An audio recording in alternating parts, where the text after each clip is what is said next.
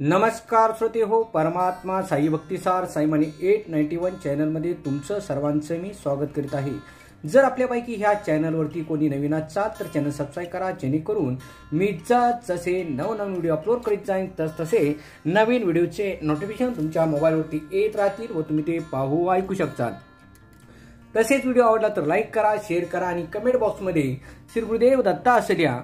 आपण ह्या व्हिडिओमध्ये श्री गुरुचरित्र कथासार मधील अध्याय 13वा ब्राह्मणाची पोटदुखी दूर केली हा अध्याय चालू करत आहोत। प्रथमतः मी श्री गुरुदेव दत्तांना प्रार्थना करतो की हा अध्याय ऐकण्यासाठी आपण यावे। अध्याय 13वा ब्राह्मणाची पोटदुखी दूर केली।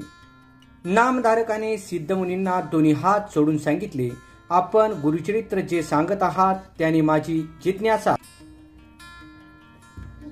अजून वाढीस लागते। आता मला प्रयाग क्षेत्री माधव सरस्वतींना दीक्षा दिल्यानंतर पुढे काय झाले ते सांगावे। सिद्ध मुनींना फार आनंद झाला व ते पुढे सांगू लागले। गुरुचे शिष्य बरेच होते, त्यातील काही 7 जणांची मुख्य नावे सांगतो। मुख्य माधव सरस्वती, बाळ सरस्वती, कृष्ण सरस्वती, उपेंद्र माधव सरस्वती, सदानंद सरस्वती, ज्ञानज्योती सरस्वती आणि अपनयक या शिष्यासमवेत ते पुन्हा दक्षिणेस करंज नगराशी आले। जन्मगावी परत आल्यावर त्यांनी आपल्या मातापित्याची भेट घेतली। त्याचे 4 भाव व 1 भगिनी त्यांना येऊन भेटल्या। नगरजनांनी त्यांचे भव्य स्वागत केले। घराघरातून त्यांना भिक्षेसाठी बोलवण्यात येई व त्यांच्याकडे जाऊन ते पूजा घेत। त्यांना लोक दत्तात्रेयांचा अवतार मानू लागले। मातापित्यांना त्यांची मागील जन्मघटनेची आठवण झाली। त्यांनी गुरुला साष्टांग नमस्कार केला।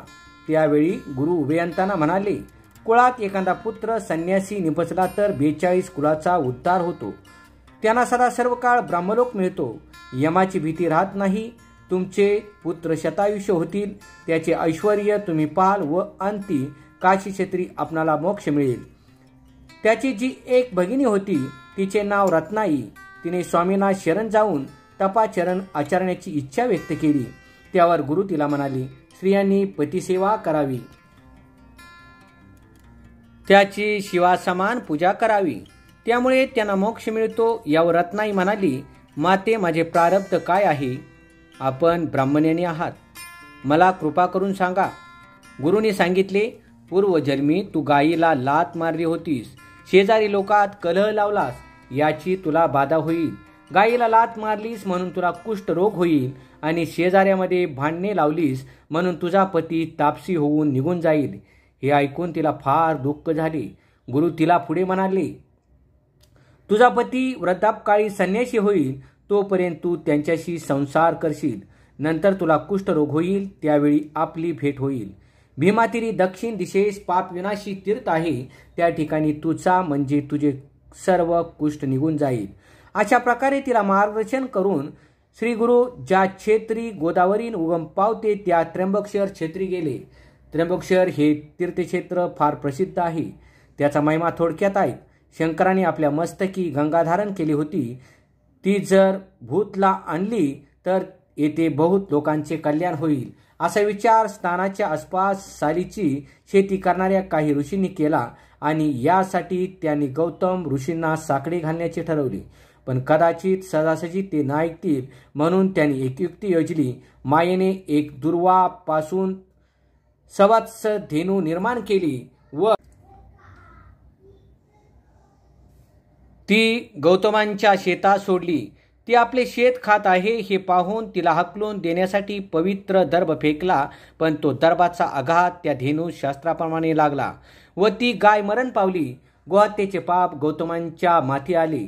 त्यावेळी सर्व ऋषींनी त्यांना प्रायश्चित म्हणून भुवर गंगा आणण्यास सांगितले। गौतमांनी 1000 वर्ष शिवाची आराधना केली। शिव प्रसन्न झाले। त्यांनी वर सवस्तर मागण्यास सांगितले। तेव्हा गौतमांनी भूतलावर जनास उद्धरण्यासाठी गंगेला पाठवावे असा वर मागितला।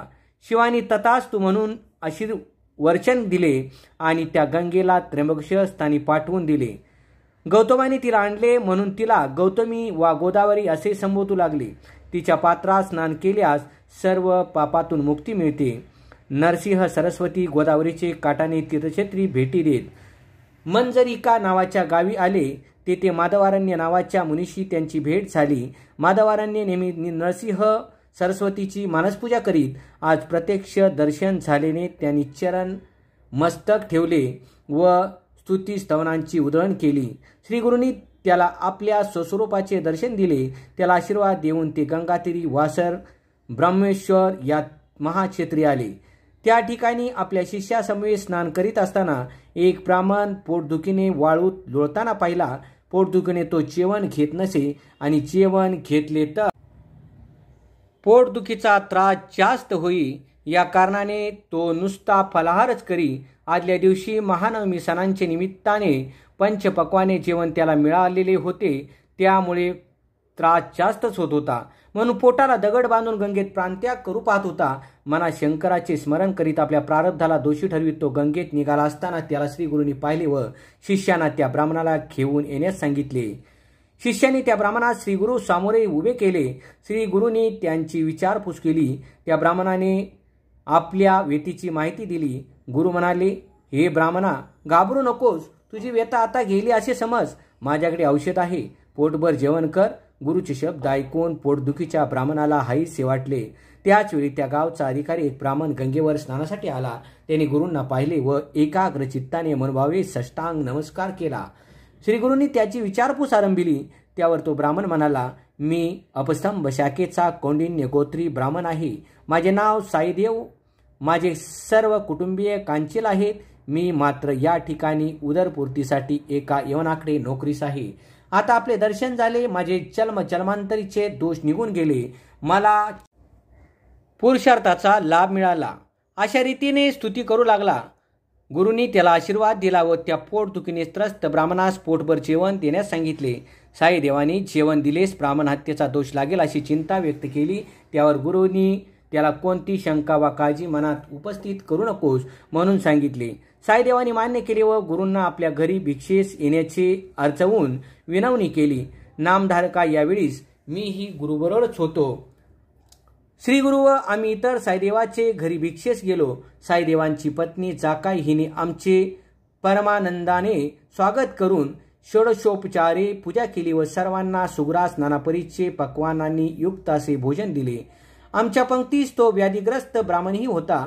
त्यालाही पोटभर जेवण वाढले. त्याची पोटदुखी कमी झाली. भोजनामुळे जी पोटदुखी होत होती त्याच जेवणाने त्याची पोटदुखी बरी झाली. साईदेवाने गुरुसह आम्हाला नमस्कार केला.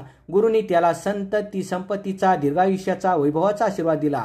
सिद्धमुनी म्हणतात, नामधारका असे ज्यावर गुरुची कृपा होईल त्याला व्याधी कसल्या आणि दैन्य कसले यासाठी गुरुची कृपा असणे आवश्यक आहे. श्री गुरुदत्तात्रेयार्पणमस्तु. पुंडलिकावर्णट श्री ज्ञानदेव तुकाराम पंढरीनाथ महाराज की जय. गोपाल कृष्ण महाराज की. सांबेश्वर महादेव कैलासपती गुरुदेव दत्त ब्रह्मा विष्णू महेश्वरा ओम नारायण नारायण भगवती वासुदेवाय.